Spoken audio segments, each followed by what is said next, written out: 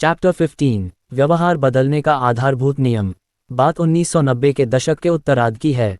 Stephen Luby नामक सार्वजनिक स्वास्थ्य कार्यकर्ता के नेवार्का में अपने गृह स्टीफन ओनानी को पकड़ दिया कि कराची, पाकिस्तान के लिए एक तरफा टिकट खरीद लिया। कराची दुनिया में सबसे अधिक जनसंख्या वाले शहरों में से एक था। 1998 तक 90 लाख से अधिक लोग यहाँ रहते थे।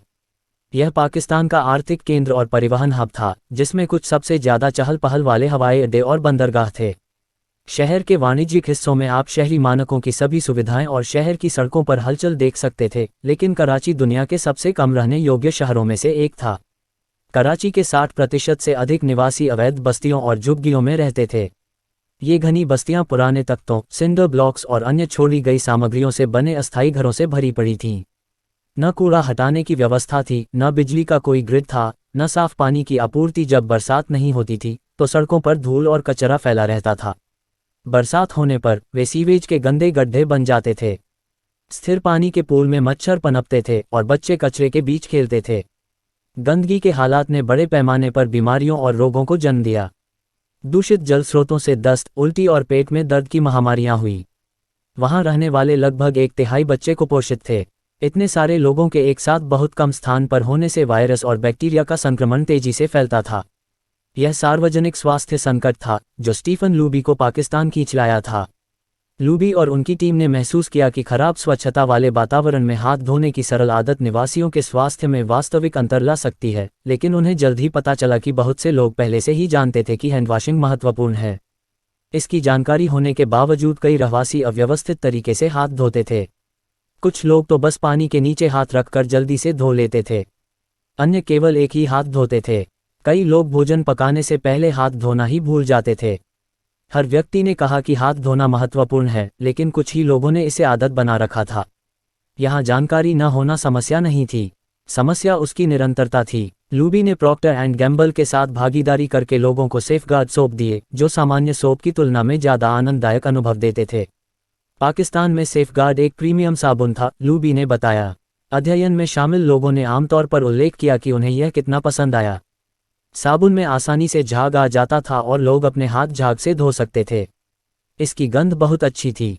इससे तुरंत हैंडवॉशिंग थोड़ा और अधिक आनंददायक हो गया। लूबी ने कहा, मैं हाथ धोने को व्यवहार परिवर्तन के लक्ष्य के रूप में नहीं, बल्कि आदत अपनाने के रूप में देखता हूँ।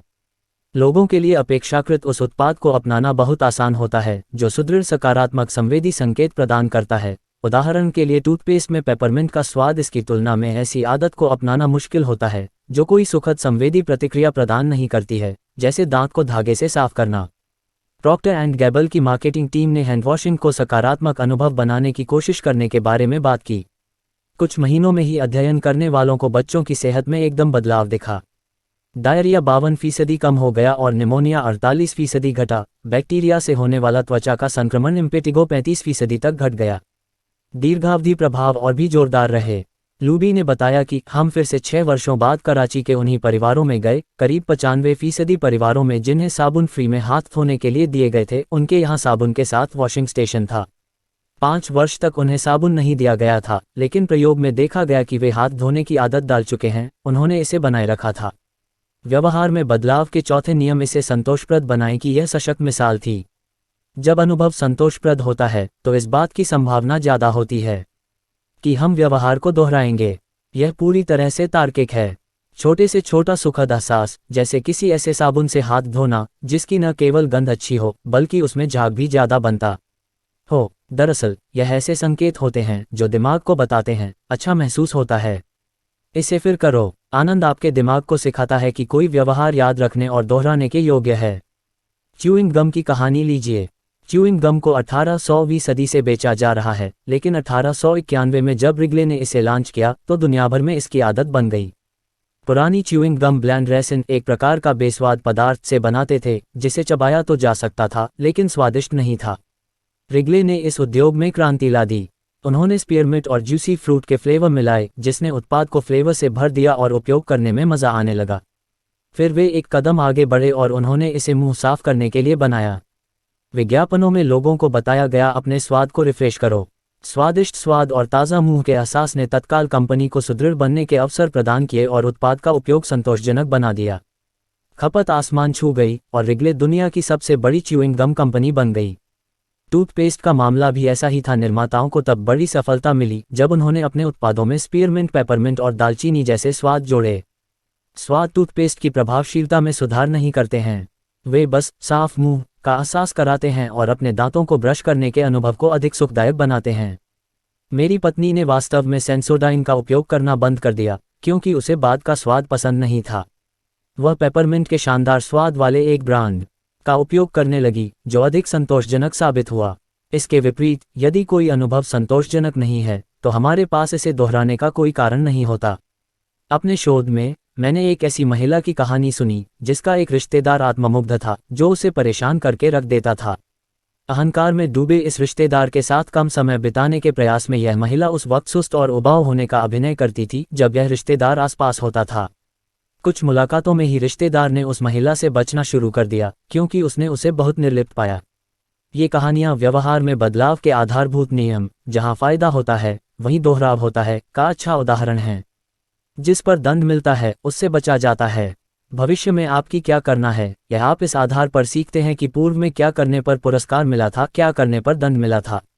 सकारात्मक भावनाएं आदत बनाती हैं, नकारात्मक भावनाएं उन्हें नष्ट कर देती हैं।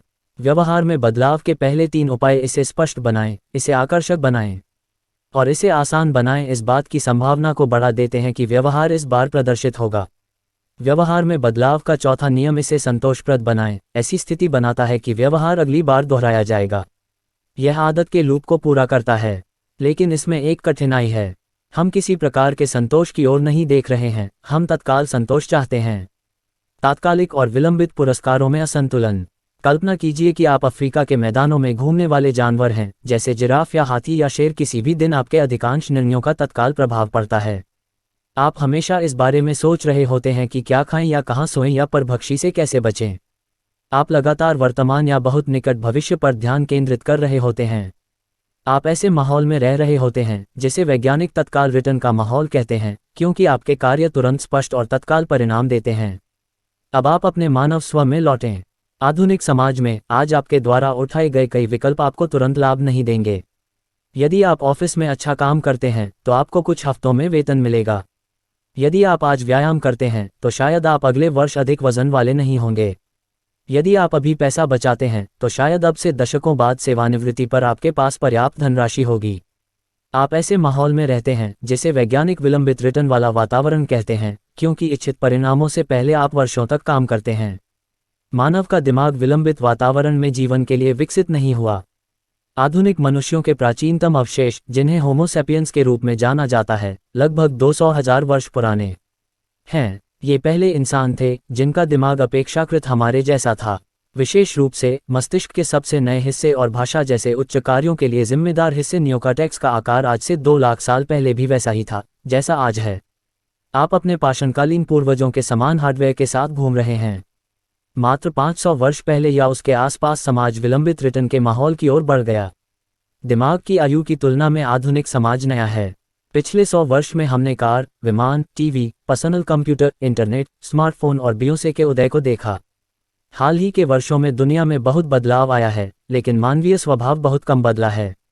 अफ्रीकी घास के मैदानों के अन्य जानवरों के समान हमारे पूर्वजों ने भी गंभीर खतरों का जवाब देते हुए दिन बिताए, जैसे अगले वक्त का भोजन जुटाना और तूफान से बचने के लिए आश्रय खोजना। यहाँ तत्काल संतुष्टि को ज्यादा महत्व देने का मूल्य समझ में आता था। दूर भविष्य का कम महत्व था और तत्काल रिटर्न के माहौल में हजारों पीढ़ियों के बाद हमारे दिमाग लंबी अवधि की बजाय त्वरित लाभ पसंद करने के लिए विकसित हुए। व्यवहार के अर्थशास्त्री इस प्रवृत्ति को समय की असंगतता बताते हैं। इसका मतलब वह है जिस तरीके से आपका मस्तिष्क हर वक्त असंगत तरह से पुरस्कारों का मूल्यांकन करता रहता है। आमतौर पर यह प्रवृत्ति हमें अच्छी लगती है। एक पुरस्कार जो अभी निश्चित है उसका आमतौर पर उससे अधिक मूल्य होता है जो कि सिर्फ में भविष्य संभव है, लेकिन कभी कभी तत्काल संतुष्टि की और हमारा पूर्वाग्रह भी समस्याओं का कारण बनता है। कोई व्यक्ति धूम्रपान क्यों करता है जबकि लोगों को पता होता है कि यह फेफड़ों के कैंसर का खतरा बढ़ाता है? कोई क्यों ज्यादा खाता है जबकि लोग जानते हैं कि यह मोटापे के जोखिम को बढ़ाता है? कोई क्यों असुरक्षित यौन संबंध स्थापित करता है जबकि लोग जानते हैं कि इसका परिणाम यौन संचारित रोग हो सकता है? एक बार जब आप समझ जाते हैं कि दिमाग पुरस्कारों को कैसे प्राथमिकता देता है तो उत्तर स्पष्ट हो जाते हैं। बुरी आदतों के परिणाम में देरी होती है जबकि पुरस्कार तत्काल मिलते हैं। धूम्रपान 10 वर्षों में आपकी जान ले सकता है, लेकिन यह तनाव को कम करता है और अभी आपकी निकोटीन की लालसा को कम करता है। लंबे समय में ज़्यादा खाना हानिकारक है, लेकिन इस क्षण तो भूख लगी है। सेक्स सुरक्षित या असुरक्षित तुरंत खुशी प्रदान करता है। रोग और संक्रमण दिन या सप्ताह, यहाँ तक कि वर्षों तक दिखाई नहीं देते हैं। समय के साथ हर आदत एक साथ कई परिणामों को जन्म देती है। दुर्भाग्य से इन परिणामों को अक्सर गलत पंक्तिबद्ध किया जाता है। हमारी बुरी आदतों के तत्काल परिणाम आमतौर पर अच्छा एहसास कराते हैं, लेकिन अंतिम परिणाम बुरा एहसास देते हैं। अच्छी आदतों के साथ यह उल्टा होता है। तात्कालिक परिणाम आनंददायक नहीं होते हैं, लेकिन अंतिम परिणाम अच्छा एहसास कराते हैं। फ्रांसीसी अर्थशास्त्री फ्रेडरिक बास्तियात ने समस्या को स्पष्ट रूप से समझाया। उन्होंने लिखा, यह लगभग हमेशा होता है कि जब तत्काल परिणाम अनुकूल होता है तो बाद के परिणाम विनाशकारी होते हैं, और इसके विपरीत भी होता है। अक्सर एक आदत का पहला फल जितना मीठा होता है उतना ही कड़वा इसके बाद के फल होते हैं। दूसरे शब्दों में, अच्छी आदतों की कीमत वर्तमान में निहित होती है। बुरी आदतों की कीमत भविष्य में छिपी होती हैं। वर्तमान क्षण को प्राथमिकता देने की दिमाग की प्रवृत्ति का मतलब है कि आप अच्छे इरादों पर भरोसा नहीं कर सकते। जब आप वजन कम करने, एक किताब लिखने या एक भाषा सीखने की योजना बनाते हैं तो आप वास्तव में अपने भविष्य के लिए योजनाएं बना रहे होते हैं। और जब आप कल्पना करते हैं कि आप क्या चाहते हैं कि आपका जीवन कैसा हो, तो दीर्घकालिक लाभ के साथ कार्रवाई करने में मूल्य देखना आसान होता है। हम सभी भविष्य में खुद के लिए बेहतर जीवन चाहते हैं, हालांकि जब निर्णय का क्षण आता है तो तात्कालिक संतुष्टि आमतौर पर जीत जाती है। अब आप स्वयं के भविष्य के लिए कोई विकल्प नहीं चुन रहे होते हैं जो शारीरिक रूप से ज़्यादा फिट या अमीर या खुश होने का सपना देखता है। आप अपने वर्तमान के लिए विकल्प चुन रहे होते हैं जो पूर्णता, भरपूर लाड़ प्यार और मनोरंजन चाहता है। सामान्य नियम यह है कि एक क्रिया से जितना अधिक सुख मिलता है उतनी ही दृढ़ता से आपको यह सवाल करना चाहिए कि क्या यह आपके दीर्घकालिक लक्ष्यों के अनुरूप है। इस बात को पूरी तरह समझने के लिए कि हमारे दिमाग द्वारा कुछ व्यवहारों को दोहराने और दूसरों से बचने का क्या कारण है, आइए व्यवहार परिवर्तन के आधारभूत नियम को अपडेट करें। जिसे तत्काल पुरस्कृत किया जाता है उसे दोहराया जाता है, जिसे तत्काल दंडित किया जाता है उससे बचा जाता है। तात्कालिक संतुष्टि के लिए हमारी प्राथमिकता सफलता के बारे में एक महत्वपूर्ण सच्चाई को उजागर करती है। हमारे दिमाग इस तरह बने होते हैं कि ज़्यादातर लोग संतोष के त्वरित लक्ष्य का पीछा करते हुए पूरा दिन बिताते हैं। जिस मार्ग पर सबसे कम यात्रा की गई होती है वह विलंबित संतुष्टि का मार्ग होता है।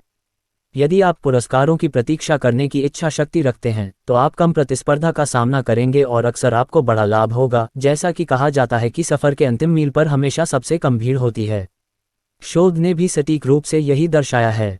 जो लोग संतुष्टि को विलंबित करने में बेहतर होते हैं उनमें उच्च एसएटी स्कोर होता है, मादक द्रव्यों के सेवन का स्तर कम होता है, मोटापे की कम संभावना होती है, वे तनाव के प्रति बेहतर प्रतिक्रिया करते हैं और उनमें बेहतर सामाजिक कौशल होते हैं। इन सभी को हम अपने जीवन में घटित होते देखते हैं। यदि आप टेलीविज़न देखने में देरी करते हैं और अपना होमवर्क पूरा कर लेते हैं तो आप आमतौर पर अधिक सीखेंगे और बेहतर ग्रेड प्राप्त करेंगे। यदि आप स्टोव पर मिठाई और चिप्स नहीं खरीदते हैं तो आप घर लौटने पर अक्सर सेहतमंद खाना खा लेते हैं। कुछ बिंदु पर लगभग हर क्षेत्र में सफलता के लिए आपको विलंबित पुरस्कार के पक्ष में तात्कालिक पुरस्कार की उपेक्षा करनी पड़ती है। यहाँ समस्या है, ज़्यादातर लोग जानते हैं कि संतुष्टि में देरी करना बुद्धिमानी से भरा दृष्टिकोण है। वे अच्छी आदतों के लाभ चाहते हैं, वे स्वस्थ रहना चाहते हैं, उत्पादक होना चाहते हैं, शांति से रहना चाहते हैं, लेकिन इन परिणामों को शायद ही वे कभी निर्णायक क्षणों में अपने दिमाग में शीर्ष पर रखते हैं। शुक्र है, तृप्ति में देरी के लिए खुद को प्रशिक्षित करना संभव है, लेकिन आपको मानव की प्रकृति के अनुरूप काम करने की आवश्यकता है, इसके खिलाफ नहीं। ऐसा करने का सबसे अच्छा तरीका यह है कि उन आदतों में थोड़ा सा तात्कालिक आनंद डाल दें जो लंबे समय में लाभ देती हैं और उन आदतों के साथ थोड़ा तात्कालिक दर्द जोड़ दें जो लंबे समय में लाभ नहीं देती। तात्कालिक सुख को किस तरह लाभ में बदलें? कोई आदत आपसे जुड़ी रहे, इसमें महत्वपूर्ण बात यह होनी चाहिए कि आपको सफलता का एहसास हो, भले ही यह सूक्ष्म रूप में हो। सफलता की भावना इस बात का संकेत है कि आपकी आदत लाभप्रद रही है और यह काम प्रयास के लायक था। एक आदर्श दुनिया में एक अच्छी आदत का पुरस्कार आदत ही होती है।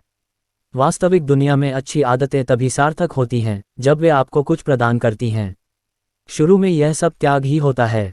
आप कुछ समय के लिए जिम गए हैं, लेकिन आप ज़्यादा मजबूत या फिट या तेज़ नहीं होते हैं, कम से कम किसी भी उल्लेखनीय अर्थ में तो नहीं। कुछ महीने बाद ही जब आपका वजन कुछ पाउंड घटता है या आपकी भुजाएं कुछ परिभाषित होती हैं तो यह आसान हो जाता है कि आप व्यायाम करें। शुरुआत में सही रास्ते पर रहने के लिए एक कारण की आवश्यकता होती है। यही कारण है कि तात्कालिक पुरस्कार जरूरी होते हैं। विलंबित पुरस्कार पृष्ठभूमि में एकत्र होने के दौरान आपको उत्साहित रखते हैं।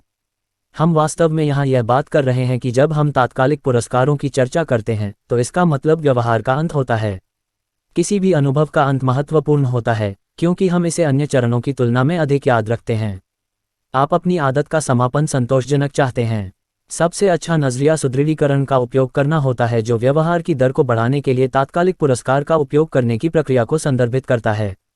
आदत को क्रमबद्ध करना, जिसे हमने अध्याय 5 में शामिल किया था, आपकी आदत को तात्कालिक संकेत के साथ जोड़ देता है, जो यह स्पष्ट करता है कि आदत कब शुरू करनी है। सुदृढ़ीकरण आपकी आदत को तात्कालिक पुरस्कार से जोड़ देता है, जो इसे समाप्ति तक संतोषजनक बना देता है। परिहार की आदतों से निपटने में तात्कालिक सुदृढ़ीकरण विशेष रूप से सहायक हो सकता है। ये ऐसे व्यवहार होते हैं जिन्हें आप करना बंद करना चाहते हैं। इस महीने कोई फालतू खरीदारी नहीं या कोई शराब नहीं जैसी आदतों से जुड़े रहना चुनौतीपूर्ण हो सकता है, क्योंकि जब आप शराब पीने के सुखद घंटे छोड़ते हैं या जूते की कोई जोड़ी नहीं खरीदते हैं तो कुछ नहीं होता। जब कोई कार्रवाई न हो तो संतुष्ट महसूस करना कठिन हो सकता है। आप जो कुछ भी कर रहे होते हैं वह प्रलोभन का प्रतिरोध ही होता है और इसके बारे में बहुत संतोषजनक जैसी कोई बात नहीं है। एक हल यह है कि हालात को सिरे से ही बदल दिया जाए। आप परिहार को दृष्टिगोचर बनाना चाहते हैं। एक बचत खाता खोलिए और इसे कोई भी नाम दे दें जो आप चाहते हो, जैसे लेदर जैकेट। जब भी आप खरीदी को टालें तो उतनी ही राशि इस खाते में डालते जाइए। सुबह जो लाटे एक तरह की कॉफ़ी पीते हैं उसे बंद कर दीजिए। नेटफ्लिक्स भी अगले महीने के लिए टाल दीजिए। $10 निकालिए। यह खुद के लिए निष्ठा का प्रोग्राम तैयार करने जैसा है। तात्कालिक पुरस्कार यह है कि आपने अपनी ही जैकेट के लिए पैसा बचा लिया। आपको अधिक चीज़ों के लिए वंचित भी नहीं रहना पड़ा। आप कुछ नहीं करने के लिए इसे संतोषप्रद बना रहे हैं। मेरे पाठक और उनकी पत्नी ने यही उपाय अपनाया। उन्होंने बाहर खाना बंद करके घर पर ही मिलकर खाना बनाना शुरू किया। उन्होंने अपने बचत खाते को ट्रिप टू यूरोप नाम दिया। जब भी वे बाहर खाना खाने नहीं जाते थे तब वे $50 खाते में डाल देते थे। उन्होंने वर्ष के अंत तक अवकाश के लिए पैसा बचा लिया था। ध्यान देने योग्य बात यह है कि उन अल्पकालिक पुरस्कारों का चयन करना महत्वपूर्ण होता है जो आपकी पहचान को सुदृढ़ करते हैं, बजाय इसके कि इनका आपको पहचान के साथ टकराव हो। यदि आप अपना वजन कम करने या अधिक किताबें पढ़ने की कोशिश कर रहे हैं तो एक नया जैकेट खरीदना ठीक रहता है, लेकिन यदि आप बजट बनाने और पैसे बचाने की कोशिश कर रहे हैं तो यह काम नहीं करेगा। इसकी बजाय बबल बाथ लेना या आराम से टहलना अपने आप को खाली समय के साथ पुरस्कृत करने के अच्छे उदाहरण हैं, जो आपकी अधिक स्वतंत्रता और वित्तीय स्वतंत्रता के अंतिम लक्ष्य के अनुरूप हैं। इसी तरह यदि व्यायाम करने के लिए आपका पुरस्कार एक कटोरी आइसक्रीम खाना है तो आप परस्पर विरोधी पहचान के लिए वोट डाल रहे हैं और इसका अंत प्रयास का धुल जाना होता है।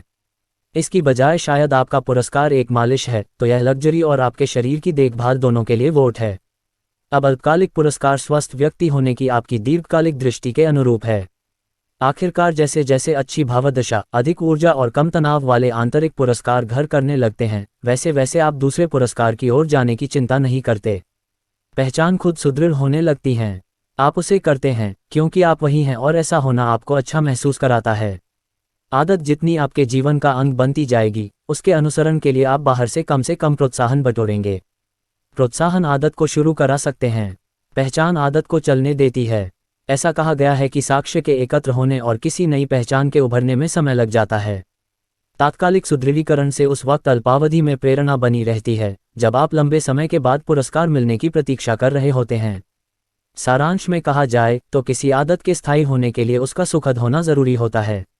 इसमें सुदृढ़ीकरण के मामूली प्रयास भी मायने रखते हैं, जैसे ज़बरदस्त खुशबू वाला साबुन या रिफ्रेशिंग मिंट फ्लेवर वाला टूथपेस्ट या $50 अपने बचत खाते में जाते देखना। इससे तत्काल सुख मिलेगा और आप आदत को खुशी से करेंगे। जब भी बदलाव सुख दे रहा होता है तो वह सरल होता है। अध्याय का सार। व्यवहार में बदलाव का चौथा नियम है, इसे संतोषप्रद बनाएं। जब भी अनुभव संतोषप्रद रहता है तो हम उस व्यवहार को दोहराना चाहते हैं। मनुष्य का दिमाग देर से मिलने वाले पुरस्कार की बजाय तात्कालिक पुरस्कारों को वरीयता देने के हिसाब से विकसित हुआ है।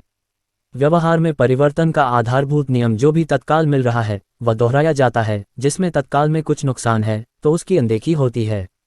यदि किसी आदत को बनाए रखना है तो आपको तत्काल कुछ सफलता चाहिए, भले ही वह मामूली हो। व्यवहार में बदलाव के पहले 3 नियम हैं, इसे स्पष्ट बनाएं, इसे आकर्षक बनाएं और इसे आसान बनाएं। इनसे इस बात की संभावना बढ़ जाती है कि कोई व्यवहार इस बार अपनाया ही जाएगा। व्यवहार में बदलाव का चौथा नियम है इसे संतोषप्रद बनाएं, जिससे इस बात की संभावना बढ़ जाती है कि यह व्यवहार अगली बार दोहराया जाएगा। चैप्टर 16 हर दिन अच्छी आदतों से कैसे जुड़े रहें। यह बात 1993 की है। कनाडा के एबॉट्सफोर्ड में एक बैंक ने ट्रेंट डेयर स्मिथ नाम के 23 साल के एक स्टॉक ब्रोकर को काम पर रखा था। एबॉट्सफोर्ड अपेक्षाकृत छोटा उपनगर था जो पास स्थित वैंकूवर की छाया में बसा था, जहां अधिकांश बड़े व्यापारिक सौदे किए जा रहे थे। स्थान और इस तथ्य को देखते हुए एक की डेयर स्मिथ नौसिखिया थे, कोई भी उनसे बहुत ज्यादा उम्मीद नहीं करता था, लेकिन उन्होंने एक साधारण सी दैनिक आदत की बदौलत तेजी से प्रगति की। डेयर स्मिथ हर सुबह की शुरुआत डेस्क पर 2 जार रखकर करते थे। एक में 120 पेपर क्लिप्स रहते थे, दूसरा खाली रहता था। जैसे ही वे दिन के लिए काम करने को तैयार हो जाते थे तो वे सेल्स कॉल करते थे। इसके तत्काल बाद वे एक पेपर क्लिप खाली जार में डालते थे और यह प्रक्रिया लगातार चलती रहती थी। एक जैसा उन्होंने मुझसे कहा, हर सुबह मैं 120 पेपर क्लिप्स से आरंभ करता था और तब तक फ़ोन करता रहता था जब तक कि मैं इन्हें खाली जार में न डाल दूं। मात्र 18 माह में डेयर स्मिथ ने $50 लाख फर्म को दिए। 24 वर्ष की आयु में उन्हें $75,000 प्रतिवर्ष मिलने लगे, जो आज के $125,000 के समान हैं। बहुत कम अवधि में किसी अन्य कंपनी में उन्हें 6 अंकों का वेतन देने वाली नौकरी मिल गई। मैं इस तकनीक का उल्लेख पेपरक्लिप रणनीति के रूप में करना पसंद करता हूं और वर्षों से मैंने उन पाठकों से सुना है जिन्होंने इसे विभिन्न तरीकों से इस्तेमाल किया है। एक महिला जब भी अपनी किताब का एक पेज लिखती थी तो एक कंटेनर से दूसरे में एक हेयरपिन शिफ्ट करती थी। एक अन्य व्यक्ति पुशअप के प्रत्येक सेट के बाद एक डिब्बे से दूसरे में कंचे शिफ्ट किया करता था। प्रगति करना संतोष देता है और इसको देखने के माप जैसे पेपर क्लिप्स या बालों का पिन या कंचे आपके विकास के साक्ष्य देते हैं। इसके परिणामस्वरूप ये आपके व्यवहार को सुदृढ़ करते हैं और किसी गतिविधि में तात्कालिक संतुष्टि का कुछ भाग जोड़ देते हैं। दिखने वाले माप कई प्रकार के हो सकते हैं: food journals, workout logs, loyalty punch cards, software download पर प्रोग्रेस बार, पुस्तक के पेजों की संख्या भी माप हो सकती है, लेकिन अपने विकास को मापने का सर्वोत्तम तरीका हैबिट ट्रैकर है। आदतों को किस तरह बनाए रखें। हैबिट ट्रैकर एक सरल उपाय है जो बताता है कि आपने आदत का पालन किया या नहीं। इसका सबसे बुनियादी रूप कैलेंडर पर क्रॉस लगाकर गिनना है कि आपने रूटीन को अपनाया है या नहीं। उदाहरण के लिए सोमवार, बुधवार और शुक्रवार को आप ध्यान करते हैं, उन प्रत्येक तिथि पर क्रॉस का निशान एक्स लगाए। जैसे ही समय आगे निकलेगा, आदत के पालन का रिकॉर्ड कैलेंडर में होगा। अनगिनत लोगों ने इस तरह अपनी आदतों पर नज़र रखी है, लेकिन शायद इनमें सबसे प्रसिद्ध बेंजामिन फ्रैंकलिन थे। 20 साल की उम्र में फ्रैंकलिन हर जगह एक छोटी पुस्तिका लेकर जाते थे और उसका इस्तेमाल 13 व्यक्तिगत गुणों को ट्रैक करने के लिए करते थे। इस सूची में कोई समय बर्बाद नहीं करना, हमेशा किसी उपयोगी कार्य में लगे रहना और तुच्छ वार्तालाप से बचना आदि लक्ष्य शामिल थे। प्रत्येक दिन के अंत में फ्रैंकलिन अपनी पुस्तिका खोलते थे और अपनी प्रगति दर्ज करते थे। माना जाता है कि जेरी सेनफेल्ड हैबिट ट्रैकर का उपयोग करते हैं ताकि वे चुटकुले लिखने की अपनी आदत से जुड़े रहें। डॉक्यूमेंट्री कॉमेडियन में वे बताते हैं कि उनका लक्ष्य हर दिन चुटकुले लिखने की कड़ी को कभी नहीं तोड़ना है। दूसरे शब्दों में, वे इस बात पर केंद्रित नहीं रहते कि कोई विशेष मजाक कितना अच्छा या बुरा है या वे कितना प्रेरित अनुभव करते हैं। वे सिर्फ अपनी आदत को प्रदर्शित करने और उसमें कुछ जोड़ने पर केंद्रित होते हैं। कड़ी को कभी तोड़ो नहीं, यह एक सशक्त मंत्र है। सेल्स कॉल की कड़ी को मत तोड़ो और आप सफल कारोबार की किताब लिख देंगे। वर्कआउट की कड़ी को मत तोड़ो और आप उम्मीद से पहले ही फिट हो जाएंगे। हर दिन कुछ बनने की कड़ी को मत तोड़ो और आपका पोर्टफोलियो प्रभावशाली हो जाएगा। हैबिट ट्रैकिंग इसलिए शक्तिशाली होती है क्योंकि इसमें व्यवहार बदलने के कई नियमों का लाभ मिलता है। यह व्यवहार को स्पष्ट, आकर्षक और संतोषप्रद बनाती है। आइए प्रत्येक को अलग करके देखें। लाभ 1, हैबिट ट्रैकिंग स्पष्ट होती है।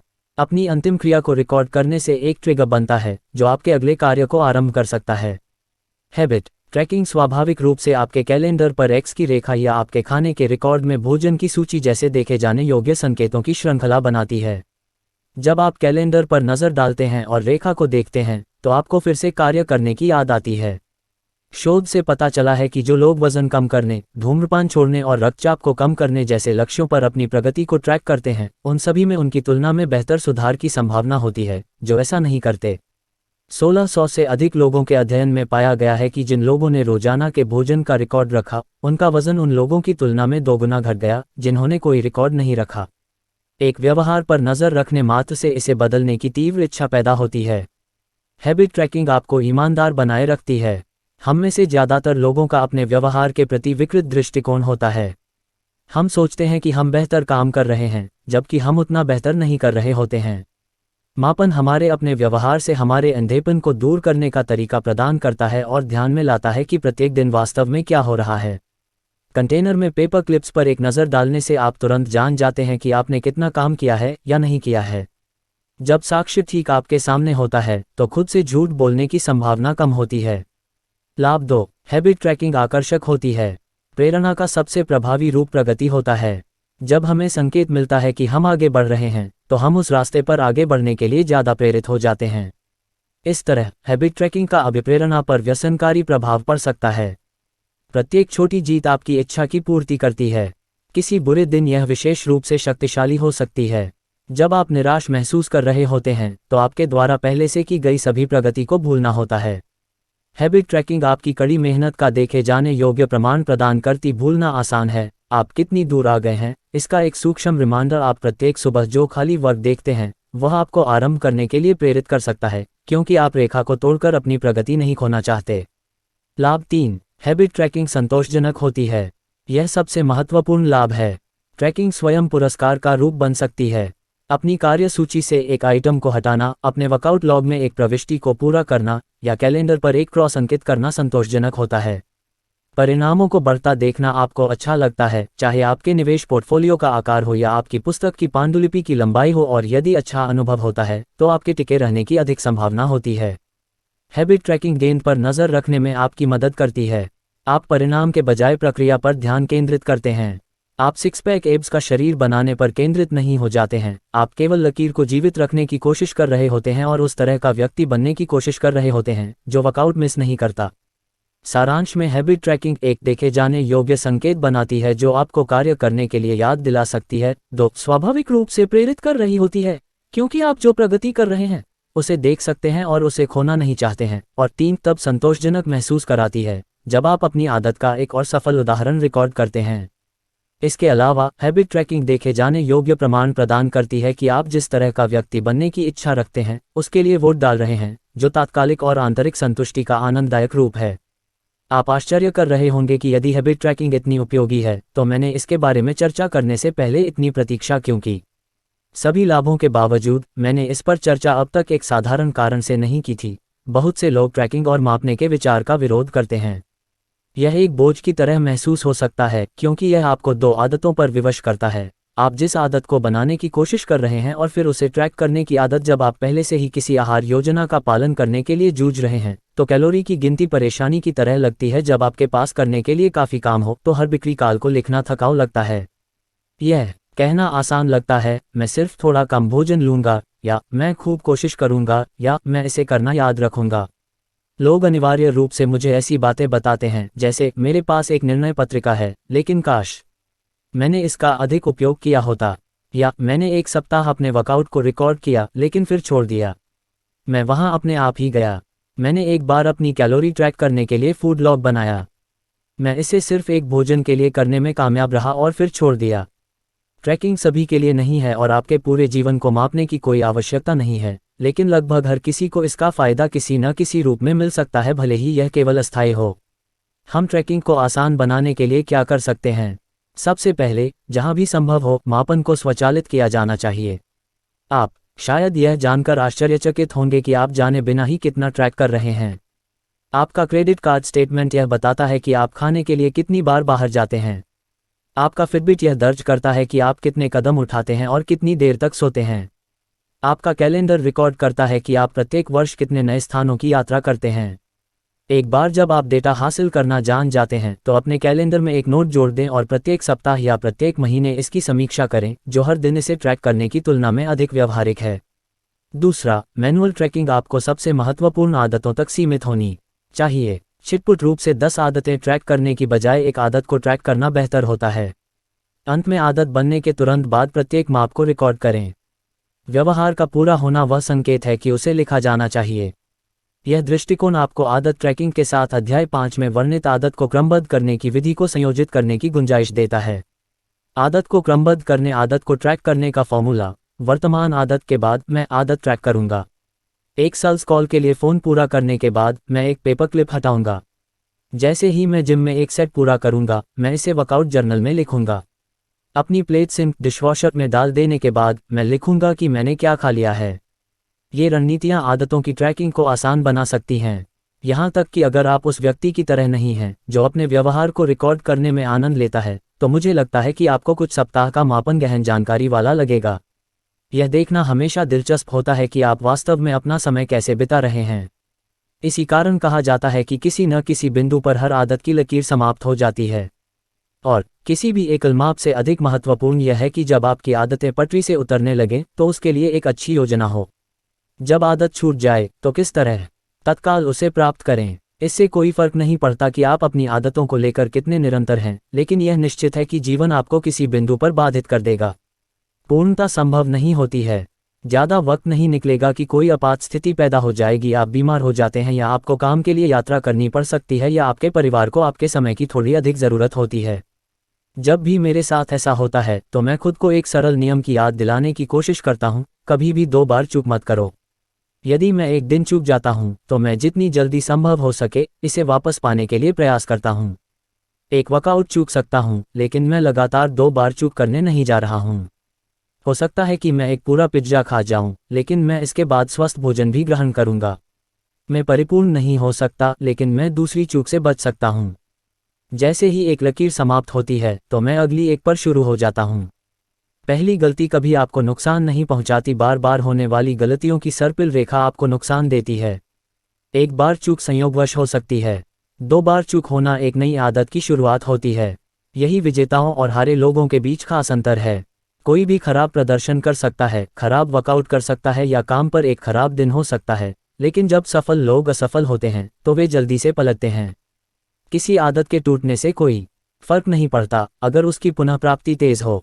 मुझे लगता है कि यह सिद्धांत इतना महत्वपूर्ण है कि मैं इससे जुड़े रहना चाहूँगा, भले ही मैं एक आदत के रूप में या पूरी तरह से मैं जैसा चाहूँ वैसा न कर सकूँ। अक्सर हम अपनी आदतों के साथ एक नया कुछ भी नहीं के चक्र में गिर जाते हैं।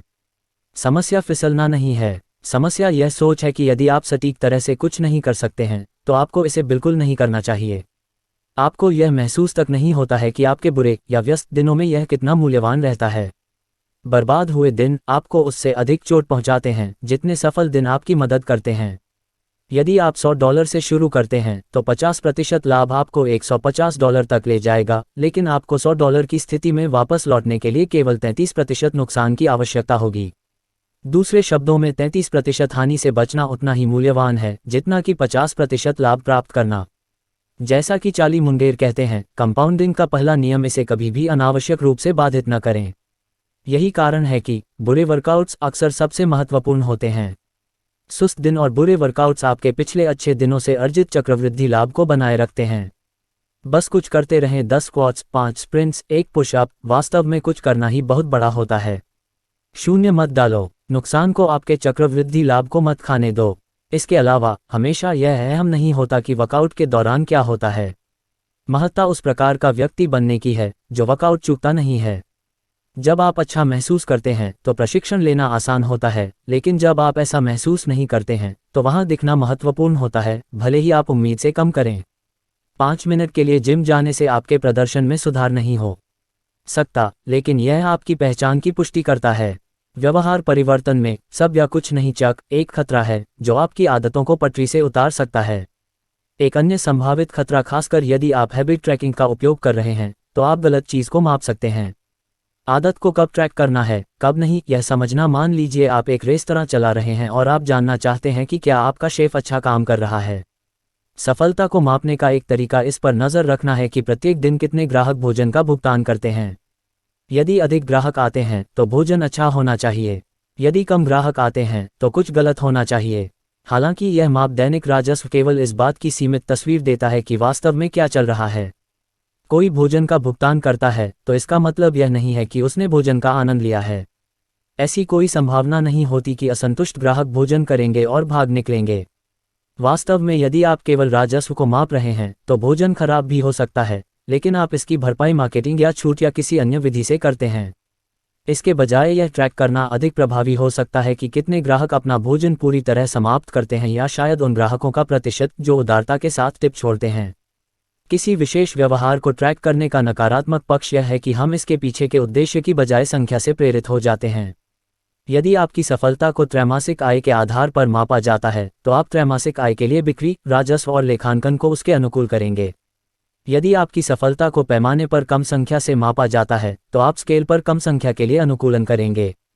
भले ही इसका मतलब है कि कैश डाइट, जूस क्लेज और बसा घटाने की गोलियां लेना ही क्यों ना हो। मानव मन सिर्फ जीत चाहता है, चाहे जो खेल खेला जा रहा हो। यह खतरा जीवन के कई क्षेत्रों में स्पष्ट होता है। हम सार्थक काम करने की बजाय लंबे समय तक काम करने पर ध्यान केंद्रित करते हैं। हम स्वस्थ होने के बारे में जितना केंद्रित होते हैं उससे ज़्यादा हम 10,000 कदम चलने की परवाह करते हैं। हम सीखने, जिज्ञासा और महत्वपूर्ण सोच पर जोर देने की बजाय मानकीकृत परीक्षणों के लिए सिखाते हैं।